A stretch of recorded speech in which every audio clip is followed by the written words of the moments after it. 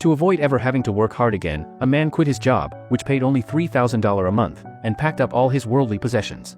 He headed for the desolate shores of Lake Baikal, intending to spend the rest of his life practicing his lying flat philosophy. Following a recommendation from a local villager, he spent $8,000 to buy a small lakeside cabin from an old hunter. Though the space was cramped, it offered total seclusion. For miles in every direction, the wilderness was essentially his private backyard. After the transaction was complete, the hunter left behind a shotgun. His intent was to warn the sucker who bought his shack that living alone here was dangerous, but Teddy, his heart set on freedom, didn't give it a second thought. On the contrary, once the others left, he couldn't help but let out an excited shout. This was now his private domain. He could do whatever he wanted without the judgmental eyes of others. Finally living his dream of an unrestrained life, Teddy spent some time sliding wildly across the ice before returning to the cabin, satisfied. He began to inspect the home where he would spend the rest of his life. It was undeniably primitive, but manageable for a man living alone. Teddy fell into a deep sleep and didn't wake until evening. The weather outside was treacherous and unpredictable, and the city boy was about to receive his first harsh lesson from Mother Nature. His food crate had frozen solid, and no matter how hard he tried, he couldn't pry it open. Defeated, he had to settle for 2 packets of ketchup for dinner just to stave off the hunger. Worse, he was parched. When he opened his canteen, he found it bone dry. Braving the biting wind, he retrieved a chunk of ice from the doorstep and put it in a pot to melt. After drinking half a pot of sweet, icy water, he crawled into his sleeping bag, hoping to sleep until dawn. However, having never lived in minus 40 degrees Celsius conditions, he was a total novice. In the middle of the night, the cold nearly turned him into a block of ice.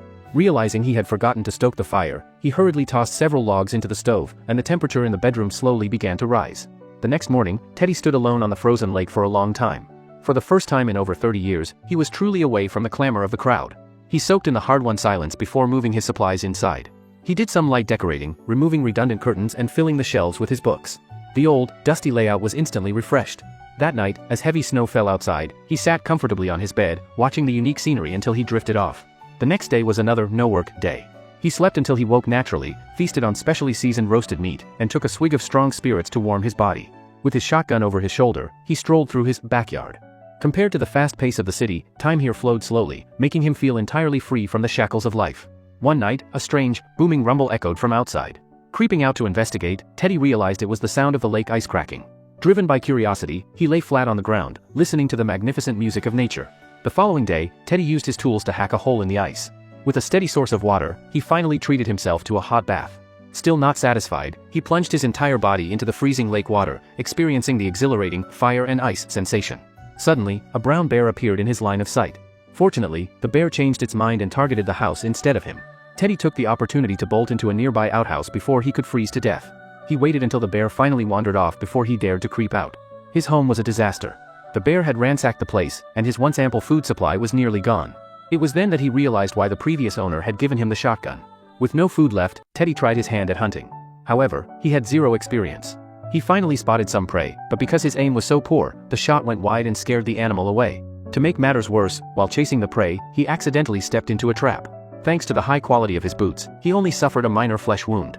Unable to hunt for himself, he decided to head to a supply post on the opposite side of the lake to buy provisions. Teddy put on his skates, hitched up a sled, and skated across the ice for 5 grueling hours, reaching his destination just before dark. While staying overnight, he told the shop owner about his recent troubles. The owner told him that seeing a brown bear foraging in this season was rare. The bear was likely sick. As for the trap, the owner shared a story from the past. 13 years ago, a man committed a murder and fled into that forest. The trap Teddy stepped in was likely set by that man. However, the owner was certain the man was long dead. No one could survive alone out there for that many years.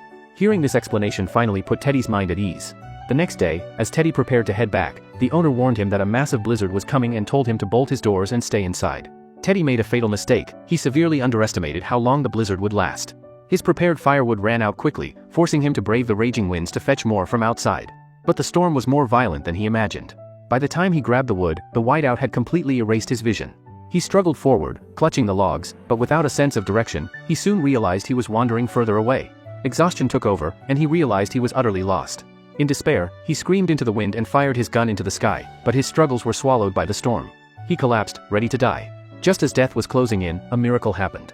A figure appeared and rescued the unconscious Teddy. When he woke the next morning, he was shocked to find himself alive and lying in his own cabin. The wood was neatly stacked, and a pot of steaming food was cooking on the stove. Teddy didn't have time to wonder. He rushed outside to find his savior. But the wilderness was empty, not a soul in sight, not even the sound of a bird. Giving up the search, he began practicing his shooting out of boredom. Suddenly, a bullet flew past and shattered a bottle in front of him. He spun around and saw a burly figure standing on the mountainside. This was undoubtedly the man who had saved his life. As the figure approached, Teddy greeted him in broken Russian. The two strangers tacitly avoided mentioning the blizzard, as if saving a life in a storm was a trivial matter. Noticing Teddy was practicing his aim, the strange man offered to teach him to shoot, on the condition that Teddy give him bullets as payment. With the man's simple guidance, Teddy hit the target on his very next shot. The man took the bullets, turned silently, and walked back toward the mountain. That night, Teddy tossed and turned. He guessed that the man was the fugitive the shop owner had mentioned. He was curious how the man had survived all these years, but he also wondered if he should tell him the news, that the outside world thought he was dead and was no longer hunting him. After a night of thinking, he decided to tell him. He searched the mountains for a long time and was about to give up when the man appeared behind him like a ghost. Teddy got straight to the point. "My name is Teddy. What's yours? Can you trust me?" Hearing Teddy's honest words, the man lowered his mask for the first time, revealing his face. He seemed unmoved by the news that he was no longer being hunted. It seemed that over a decade of isolation had made him forget how to react, even speaking seemed foreign to him. As a gesture of thanks, the man led Teddy into the forest, ready to teach him how to hunt for Real. After a long search, they finally spotted a moose. With a single, steady pull of the trigger, the moose fell instantly under the man's aim. Afterward, the stranger taught Teddy the grim but necessary art of butchering the prey.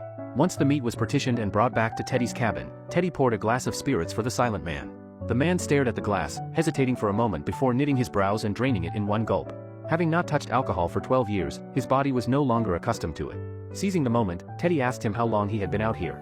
The man finally broke his silence. He told Teddy he had lived in these mountains for 12 years, though his original home was actually on the other side of Lake Baikal. When he asked Teddy what he did for a living back in the world, Teddy answered honestly. After a few brief words, the man seemed to lose interest in the conversation. "This is no place for humans to survive," he muttered. He shouldered his share of the meat and vanished into the trees. Early the next morning, while Teddy was chopping wood, a helicopter roared low over his head. Sensing something was wrong, he grabbed his shotgun and ran into the forest. The sound of intermittent gunfire echoing through the trees filled him with dread for the stranger's safety. Teddy soon discovered the source. A nouveau riche sportsman was in the area, hunting for entertainment. Teddy eventually reunited with the stranger, and together they followed a trail of blood to track a wounded brown bear. However, as they reached the mountain peak, a mass of black clouds pressed down silently.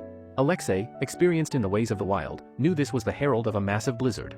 It is said that going up a mountain is easy, but coming down is treacherous. The storm intensified so quickly they couldn't retreat.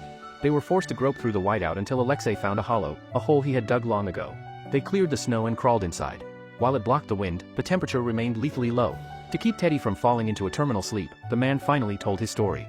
12 years ago, he had crossed paths with his former commanding officer. They had spent the night drinking vodka. As the commander bragged about his success and wealth, Alexei looked at his own shattered, messy life and felt a growing sense of resentment. When the commander's wife began to mock him and tried to kick him out of the house, Alexei snapped. In a fit of blind rage, he picked up a fruit knife and committed the act that would haunt him for the rest of his life. Hearing this, Teddy didn't recoil. Instead, he felt his own defenses finally drop. When the blizzard passed, the two survivors looked at each other and shared a weary smile. Alexei eventually brought Teddy back to his own hidden cabin. Seeing the walls covered in tally marks tracking the passage of time, Teddy realized how agonizingly lonely these years must have been. Alexei showed Teddy a photo of his two children, his eyes filled with an unbearable longing. Teddy confessed that he came here to find out if he was spiritually broken, but found that he had never felt more alive. Alexei didn't argue, but he looked at Teddy with a knowing gaze. He knew Teddy was simply trying to run away from life. From that day on, the two became inseparable. They fished together, drank together, and discussed international news. They were like old friends who had known each other for lifetimes. On Teddy's birthday, he fired a signal flare from the mountaintop. Alexei watched it and murmured something cryptic.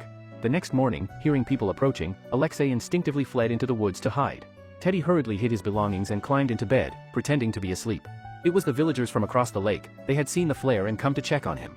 They mentioned that someone wanted to buy his cabin, but Teddy refused without a second thought. As the ice on the lake began to thin, signaling the arrival of spring, Alexei stopped appearing. Worried, Teddy went to find him and discovered that Alexei was burning with a severe fever.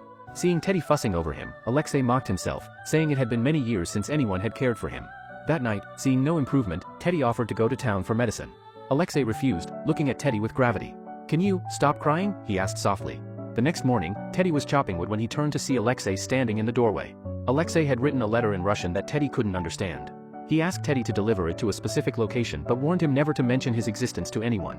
Teddy promised to return in 2 or 3 days. Alexei said nothing, but gripped Teddy's hand tightly. As Teddy walked away, Alexei couldn't help but call out his name one last time. Teddy reached the town, got the medicine, and eventually found the delivery address, a railway station. Realization hit him like a physical blow. He found a woman to translate the letter for him. The words were a message of strength. "You have made an effort, stay strong, keep going, do not be afraid, stand on your own 2 legs, yes, your own legs." With tears streaming down his face and a dark premonition in his heart, Teddy hired a car to rush back. Halfway there, the melting ice forced the car to stop. Desperate, he rented a motorcycle. Even as he shook from the freezing wind, he didn't slow down, praying his fears were just his imagination. But when he returned to the cabin, Alexei was gone. He had passed away peacefully. To the rest of the world, his departure was silent and unnoticed, but to Teddy, it was a cataclysm. Teddy did not bury Alexei in the earth. Instead, he rowed a boat out onto the partially thawed lake. Alexei had once told him, "If I die, throw me into Baikal." In that moment, Alexei was finally free. No more hiding, no more living in fear. He sank slowly into the depths, becoming one with the lake that had been his only companion for 12 years.